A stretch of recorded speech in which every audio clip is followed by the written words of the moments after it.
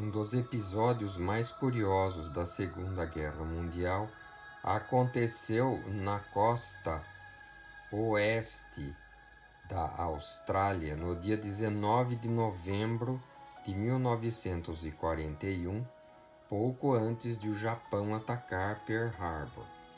Naquele tempo, a guerra na Europa já durava bastante tempo e a Real Marinha Australiana colaborava com a Real Marinha Britânica na patrulha do Oceano Atlântico e no combate aos nazistas e aos italianos no Mediterrâneo. Entretanto, naquela época, um dos mais expressivos navios da Marinha Australiana, o cruzador leve HMAS Sydney, batizado em homenagem àquela cidade, encontrava-se patrulhando as águas da Pátria-Mãe. No dia 19 de novembro de 1941, o cruzador Sydney percebeu vestígios da presença de um barco na costa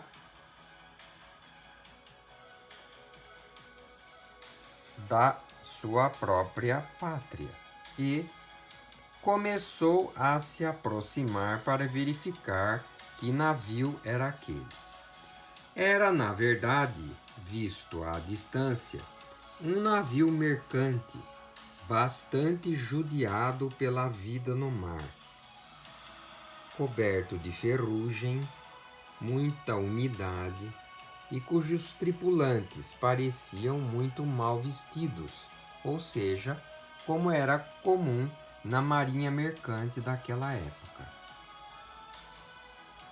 O Sydney foi se aproximando do navio mercante e mandando mensagens para que o mesmo se identificasse. O comandante do navio mercante enviava sinais dizendo que se tratava de um barco holandês destinado somente ao comércio. O comandante do Sydney foi se aproximando cada vez mais na tentativa de identificar aquele barco, que a certa altura deixou de enviar sinais que não fossem aqueles que o identificavam como o navio mercante holandês.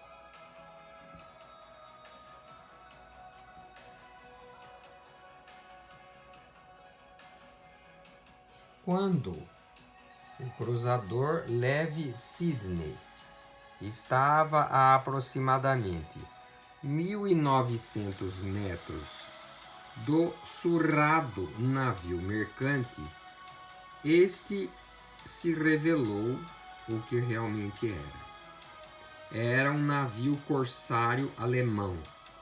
Os navios corsários eram considerados cruzadores auxiliares e eram navios mercantes muito bem armados, com torpedos e canhões que vinham ocultos nos convéses desses barcos dentro de grandes caixas ou containers aparentemente enferrujados e usados apenas para transportar carga.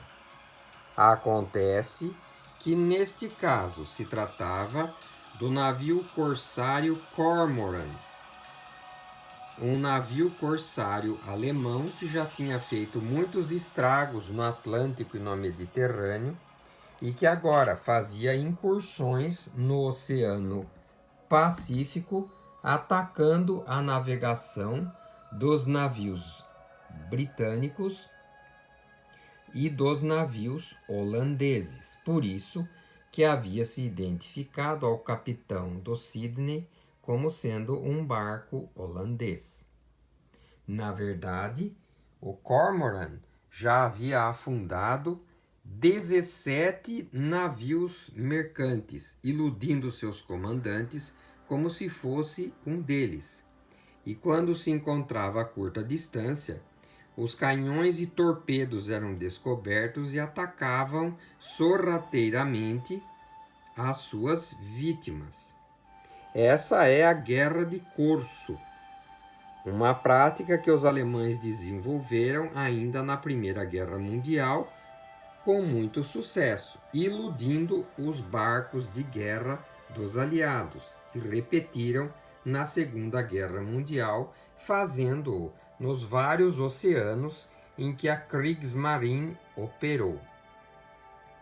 À distância de 1.900 metros, o Cormoran, o cruzador auxiliar corsário alemão, disparou torpedos e tiros de canhão contra o cruzador leve Sydney, descobrindo esses armamentos que se encontravam ocultos nos tambores, contêineres e outros objetos do convés, que aparentava ser apenas uma parte surrada do velho navio. O Sydney, muito atingido, revidou com seus canhões, acertando também o Cormoran. Entretanto, os danos sofridos pelo Sydney foram de muito maior monta e o navio abandonou o combate, desaparecendo no horizonte. O Sydney nunca mais foi visto. Muitas teorias foram levantadas a respeito de seu desaparecimento. Os marinheiros sobreviventes do Cormoran afirmaram, num inquérito conduzido após o final da guerra, que viram, após o desaparecimento do Cormoran no horizonte, uma grande explosão na madrugada já do dia 20 de novembro, a significar que talvez um paiol de munições ou mesmo o depósito de minas do Sydney tivesse explodido violentamente por conta dos danos a ele infligidos pelos armamentos do Cormoran. A verdade é que ninguém da tripulação do Sydney sobreviveu. Ao contrário da tripulação do Cormoran, que quase toda ela não pereceu quando do afundamento deste navio e foi capturada pela Marinha Australiana pouco depois. Surgiram várias outras teorias para explicar o desaparecimento final do Sydney, inclusive a ação de um submarino japonês que sorrateiramente teria auxiliado o Cormoran na destruição do Sydney. Isso quando ainda o Japão não tinha atacado Pearl Harbor, nem os domínios australianos e holandeses no Oceano Pacífico e no Oceano Índico. Esta teoria é refutada por muitos historiadores que atribuem a perda do Sydney à incapacidade de seu capitão, que se aproximou demais do navio desconhecido sem se certificar que navio era aquele, deixando-se iludir pelo comandante alemão que, a curta distância, passou a torpedear o navio maior, o Sydney, com os canhões e torpedos ocultos no convés e nos costados do Cormoran, que usava, como já dissemos, o artifício de ser apenas um velho e surrado navio mercante quando se tratava de um veloz e bem equipado corsário alemão. Esta é a história da luta entre o cruzador leve Sydney, comprado pela Marinha Australiana em 1934 e bastante modernizado no início da Segunda Guerra Mundial, tanto que conduzia um avião de reconhecimento contra o corsário alemão Cormoran, o navio mercante muito bem armado que escondia suas armas em contêineres, tambores e outros objetos largados sobre o convés do barco ou então ocultos nos costados. Essa é a história desses dois navios. Ambos pereceram entre 19 e 20 de novembro de 1941 na costa da Austrália, mas o mistério permanece. O que teria acontecido que levou à gigantesca explosão que destruiu finalmente o Sydney sem deixar nenhum sobrevivente. Os restos dos dois navios foram encontrados no ano de 2008, no fundo do Oceano Pacífico.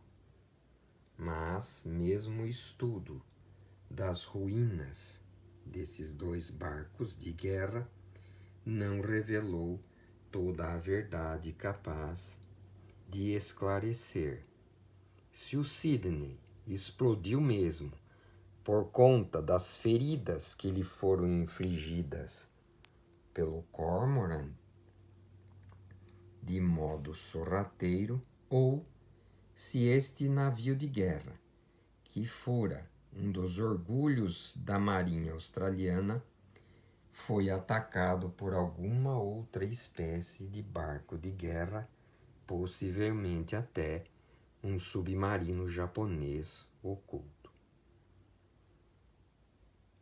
O mistério continua, como tantos outros da Segunda Guerra Mundial.